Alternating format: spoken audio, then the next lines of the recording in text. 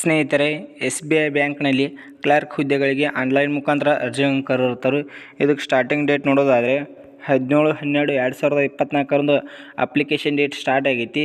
ಅಂದರೆ ಇದು application date start ಆಗೈತಿ. ಅದೇ ರೀತಿ ಕೊನೆಯ ದಿನಾಂಕ ನೋಡ್ಬೋದು ಇಲ್ಲಿ 7/1/2025 ಇದು ಕೊನೆಯ ದಿನಾಂಕ ಆಗಿರ್ತೈತಿ.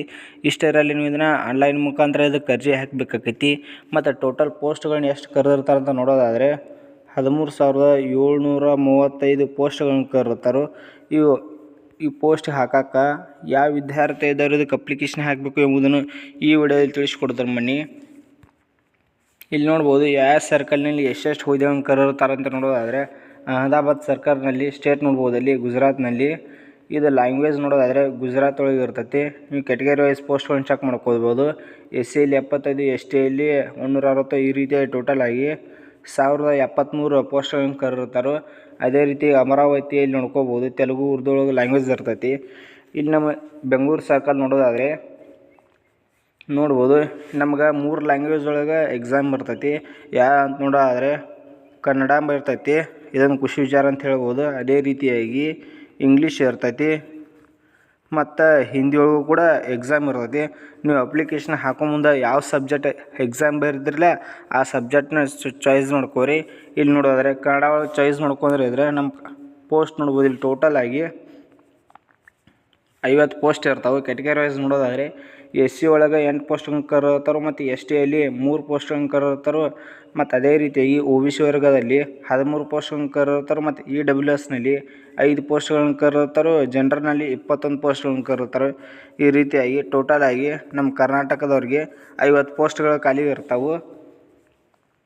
ಮತ್ತು ಭೋಪಾಲ, ಚಂಡೀಗಢ, ಚೆನ್ನೈ ಇವೆಲ್ಲ ನೋಡ್ಕೋಬೋದು. ಈ PDF ಬೇಕಾದರೆ ನಿಮ್ಮ ಟೆಲಿಗ್ರಾಮ್ ಗ್ರೂಪ್ನಲ್ಲಿ ಹಾಕಿರ್ತೀನಿ. ಅಲ್ಲಿ ನೀವು ನಿಮ್ಮ ಕ್ಯಾಟಗರಿ ವೈಸ್ ಚೆಕ್ ಮಾಡ್ಕೊಂಡು ಇದಕ್ಕೆ ಅಪ್ಲಿಕೇಶನ್ ಹಾಕೋರಿ. ಇದಕ್ಕೆ ಅಪ್ಲಿಕೇಶನ್ ಹಾಕಕ್ಕೆ ಗ್ರ್ಯಾಜುಯೇಟ್ ಆದವ್ರು ಇದಕ್ಕೆ ಅಪ್ಲಿಕೇಶನ್ ಹಾಕ್ಬೋದು. ಯಾರ್ದೆಲ್ಲ ಗ್ರ್ಯಾಜುಯೇಟ್ ಕಂಪ್ಲೀಟ್ ಆಗಿರ್ತೈತಿ ಅಂಥವರೆಲ್ಲ ಇದಕ್ಕೆ ಅಪ್ಲಿಕೇಶನ್ ಹಾಕೋರಿ.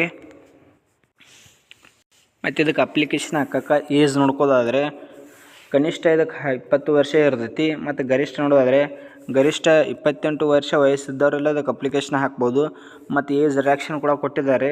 SC STದವ್ರಿಗೆ 5 ವರ್ಷ ಇರ್ತೈತಿ. ಮತ್ತು OBC ವರ್ಗದ ಅಭ್ಯರ್ಥಿಗಳಿಗೆ ಅವ್ರಿಗೂ ಕೂಡ 3 ವರ್ಷ ವಯಸ್ಸಿನಲ್ಲಿ ಸಡಿಲಿಕೆಯನ್ನು ಕೊಟ್ಟಿದ್ದಾರೆ. ಮತ್ತು ಜನರಲ್ EWS PWDದವರಿಗೆ 10 ವರ್ಷ ಇರ್ತೈತಿ. ಮತ್ತು PWD SC STದವರಿಗೆ ಅವ್ರಿಗೆ 15 ವರ್ಷ ಇರ್ತೈತಿ. ಮತ್ತು PWD OBCದವರಿಗೆ 13 ವರ್ಷ ಇರ್ತೈತಿ. ಮತ್ತು ಸರ್ವಿಸ್ಮನ್ದವರಿಗೆ ಅವ್ರಿಗೂ ಕೂಡ 3 ವರ್ಷ ವಯಸ್ಸಿನಲ್ಲಿ ಸಡಿಲಿಕೆ ಕೊಟ್ಟಿರ್ತಾರೆ. ಮತ್ತು ವಿಡೋಸ್ ಡಿಸ್ಕವರ್ಡ್ ವುಮೆನ್ದವರಿಗೆ ಅವ್ರು 7 ವರ್ಷ ವಯಸ್ಸಿನಲ್ಲಿ ಕೊಟ್ಟಿರ್ತಾರೆ. ಮತ್ತು SBI ಟ್ರೇಡ್ ಅಪ್ರೆಂಟಿಸ್ದವರಿಗೆ SC STದವ್ರಿಗೆ 6 ವರ್ಷ, OBCದವರಿಗೆ 4 ವರ್ಷ ಮತ್ತು ಜನರಲ್ EWSದವ್ರಿಗೆ 1 ವರ್ಷ ಈ ರೀತಿಯಾಗಿ ವಯಸ್ಸಿನಲ್ಲಿ ಸಡಿಲಿಂಗ್ ಕೊಟ್ಟಿರ್ತಾರೆ. ಇದು ಎಕ್ಸಾಮ್ ಪ್ಯಾಟರ್ನ್ ಮತ್ತು ಸೆಲೆಕ್ಷನ್ ಪ್ರೊಸೆಸ್ ನೋಡೋದಾದರೆ ಎಕ್ಸಾಮ್ ಪ್ಯಾಟರ್ನ್ ನೋಡ್ಕೋಬೋದು. ಇದಕ್ಕೆ 2 ರೀತಿ ಎಕ್ಸಾಮ್ ಕಂಡಕ್ಟ್ ಮಾಡ್ತಾರೆ. ಇದಕ್ಕೆ ಪೇಜ್ 1 ಮತ್ತು ಪೇಜ್ 2 ಅಂತ 2 ಎಕ್ಸಾಮ್ಗಳನ್ನ ಕಂಡಕ್ಟ್ ಮಾಡ್ತಾರೆ. ಮತ್ತು ಪೇಜ್ 1 ಎಕ್ಸಾಮ್ ಪ್ಯಾಟರ್ನ್ ನೋಡ್ಕೋದಾದರೆ English language medium of English ಒಳಗೆ ಇರ್ತೈತಿ. ನೋಡ್ಬೋದು number of questions 30 question 30 marks. Timing ನೋಡ್ಬೋದು ಇಲ್ಲಿ 20 ಮಿನಿಟ್ಸ್ ಟೈಮಿಂಗ್ ಇರ್ತೈತಿ. ಮತ್ತು ನ್ಯೂಮೆರಿಕಲ್ ಎಬಿಲಿಟಿನಲ್ಲಿ ಇದಕ್ಕೂ ಕೂಡ 35 ಕ್ವಶನ 35 ಮಾರ್ಕ್ಸ. ಟೈಮಿಂಗ್ 20 ಮಿನಿಟ್ಸ್ ಟೈಮಿಂಗ್ ಇರ್ತೈತಿ. ಈ ರೀತಿಯಾಗಿ ಟೋಟಲ್ ಆಗಿ 100 ಕ್ವಶನ 100 ಮಾರ್ಕ್ಸ. ಇದಕ್ಕೆ 1 ಅವರ್ ಟೈಮಿಂಗ್ ಇರ್ತೈತಿ. ಮತ್ತು ನೆಗೆಟಿವ್ ಮಾರ್ಕಿಂಗ್ ನೋಡೋದಾದರೆ 1/4 ನೆಗೆಟಿವ್ ಮಾರ್ಕಿಂಗ್ ಇರ್ತೈತಿ. 4 ತಪ್ಪಾದ್ರೆ 1 ಮಾರ್ಕ್ಸ್ ಹೋಗ್ತೈತಿ. ಮತ್ತು ಪೇಜ್ 2 ಎಕ್ಸಾಮ್ ನೋಡ್ಕೋದಾದರೆ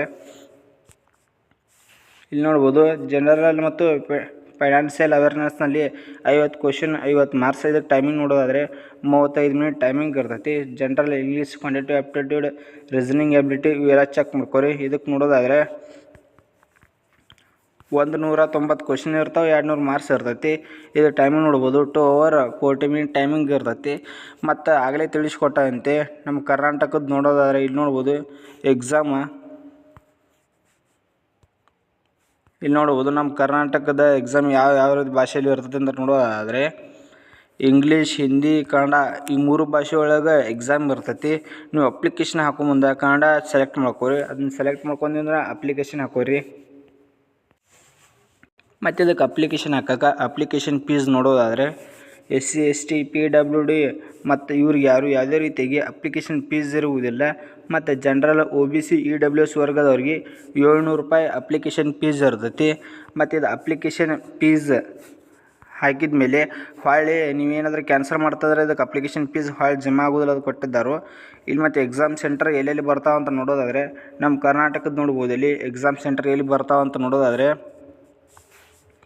ಬೆಂಗಳೂರು, ಬೆಳಗಾವಿ, ಗುಲ್ಬರ್ಗ, ಹುಬ್ಬಳ್ಳಿ ಧಾರವಾಡ, ಮಂಗಳೂರು, ಮೈಸೂರು, ಶಿವಮೊಗ್ಗ, ಉಡುಪಿ ಈ ರೀತಿಯಾಗಿ ನಮ್ಮ ಕರ್ನಾಟಕದ್ದು ಎಕ್ಸಾಮ್ ಸೆಂಟರ್ ಬರ್ತಾವೆ. ನೀವು ಅಪ್ಲಿಕೇಶನ್ ಹಾಕೋ ಮುಂದೆ ನಿಮ್ಮ ಪ್ಲೇಸ್ ಯಾವ್ದು ಸರಿ ಆಗತ್ತಲ್ಲ ಅದಕ್ಕೆ ಅಪ್ಲಿಕೇಶನ್ ಹಾಕೋರಿ. ಮತ್ತು ನೀವು ಇದನ್ನ ಇಲ್ಲಿ ನೋಡ್ಬೋದು, ಈ ವೆಬ್ಸೈಟನ್ನು ಉಪಯೋಗ ಮಾಡ್ಕೊಂಡು ನೀವು ಅಪ್ಲಿಕೇಶನ್ ಹಾಕ್ಬೋದು. ಮತ್ತು ಈ ವೆಬ್ಸೈಟ ಈ SBI ಕ್ಲರ್ಕ್ PDF ಎರಡೂ ನಮ್ಮ ಟೆಲಿಗ್ರಾಮ್ ಗ್ರೂಪ್ನಲ್ಲಿ ಹಾಕಿರ್ತೀನಿ, ಅಲ್ಲಿ ನೀವು ನೋಡ್ಕೋಬೋದು.